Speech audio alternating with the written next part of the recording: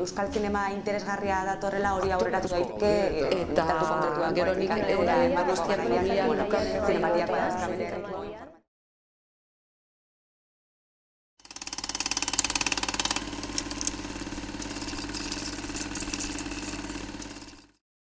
Eixo, Ander Iriarte naiz, Oiartzuarra, 28 urte ditut eta zinema zuzendaria naiz.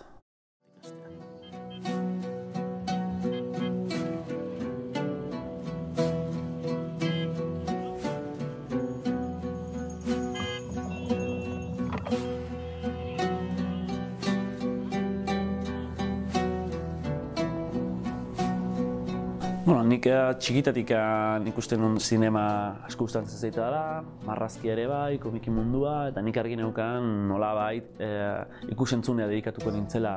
Ikusentzunea minol gehiago nik argi neukan historia kontatu nahi nitula. Hortik lehenengo romantzia komiki egin izan zen, gero egila da azkenean zinemaz enamoratu nintzala. Neukan ez oso argi zeukera zeuden, 18 urte nituela, eta argi neukan gauza bakarra zen hemendik ospea nahi nula. Arte ederrak ikasi nituen, eta hor 4 urte egin nituen argazkigintza batez ere. Eta hori eginta gero sartu nintzen Kataluniako zinema eskolan, eskak bezala ezautzen dela. Ja eskaken negoela bitartean hasi nintzen publizitatean pixka bat lan egiten, Bartzelonako enpresa batzutan, eta hor, eukin un kontaktua mundu profesionalarekin, baina baita ere eskaken ematen zuten zinema hutsarekin. Eskak bukatu ala lortu nuen Eusko Gobernuaren diru laguntza bat 8 laburmetraia egiteko, eta beste aldetik lortu nuen eskakek daukan produktorak nire lehenengo luzemetraia oiatzia, gaur egun Etxebarrietek Etxebarriarena eta maiatzak 15 estrenatuko duguna. Nire izena Ander Iriarte da, eta Oiartzuarra naiz jatorriz. Duela 8 urte egin nuen martxa Bartzelonara. Horren beste maite, baina nolabait itotzen induen herri honetatik. Oiartzun, 10.000 biztanle inguruko herri bada. 8 auzo osatua. Lehen aipatu duan bezala nik 18 urtekin Euskal Herritik ospe egin nuen, eta ne ustez ospe egite hortan asko, zerikusi asko zeuzkala nire bibentziak, herrian, ezker abertzaleekin eta ingurumen politikoarekin, ez? Ni benetan nire burua politikan inplikatutzat jotzen dut, behintzat intelektualki, seguro. Eta orduan pasatzen zitzaidana da kontradikzio asko ikusten nituela nire ideologia eta nire ideologian izenean pasatzen naizien gauza askorekin. Eta nik oso ondo ezautzen nuen giroi, familiatik, lagunengatik, baina zan zerbait ezin zela normaltasun batekin eraman o bizi egoerak ez zuelako uzten. Orduan, 18 urtekin Bartzelonatean nintzanean, eukin nuen talka minio beste modu batekin, ez? Hau da, netzako mundu guztia zekizkin gauza batzuk, mundu guztia zeukan egoera bat, o diskusio batzuk kontuatzen nintzen azkenean bakarrikan gure herrian ematen ziala. Hau da, gu eta gure herrian. Eta kontuatzen nintzen zein itxila zen mugimendu hori, zeinek kanpokoak etzekaten modu ikan jakiteko hor barruan ze pasten zen. Eta orduan baita ere informazio oso errez manipulatzen zen barruan pasatzen zena buruz. Orduan nire helburu azken finean ja teorian borroka armatua bukatu den horretan, nahi izan nuen debate guzti hau plazaratu, mundu guztiak ikusi zezala, eta horrekin etorkizunean bakian okiko dugun prozesurako lagungarri izatea eta den artean sinergia sortzea.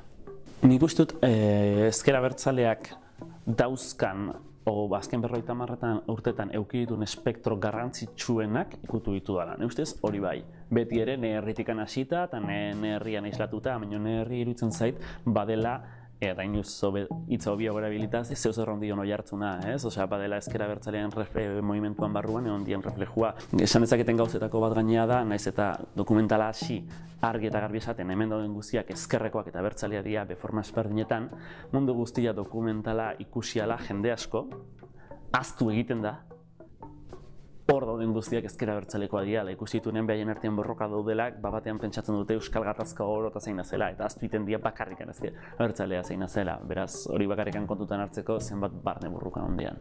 Nik dokumentala konpromisu bat hartu nuen, itxi baino lehenago erakutsiko nuelak parteide guztiei, egin nuen pase semi-pribatu horretan, zeren publikoa zen nahi zuenek ikusteko, edo zer zuen esateko, iatzen inorretorri, dokumentalan parte hartu dena, oda bildur ondia zegoen.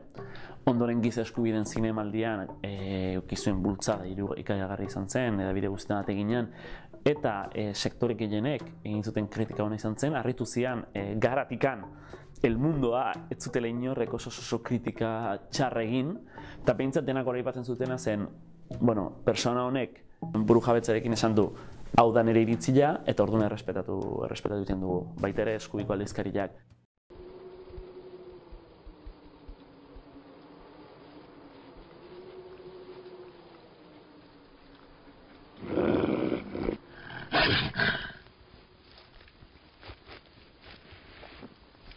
Lasai,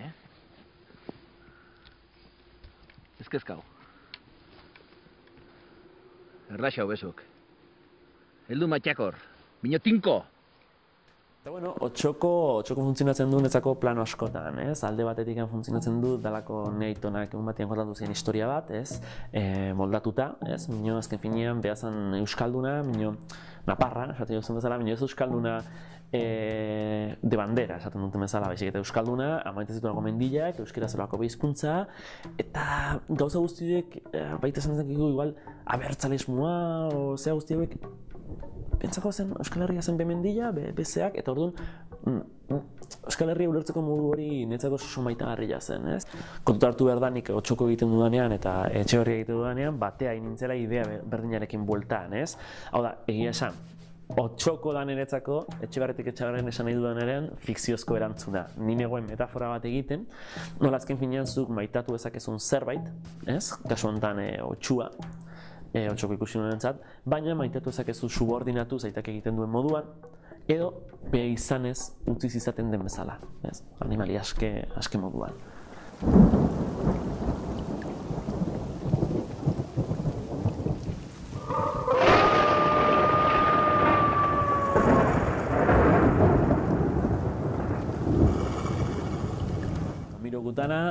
Igual dena esatute ez, produktora bat jarri bertzula errez gehatzen den izen bat, nik gauzak zait asko inporta, eta nik hartu dudana izan da berreskuratu dut Oiartzungo izaki mitologiko bat. Referentziak ez daude asko, baina bada erdi likantropoa den izaki bat, Oiartzungo baiaran bizitzen dena, eta bere teorien arrapa ezina dena guzti hori. Eta niretzako ikur bezala hartu dut gure produktora dena.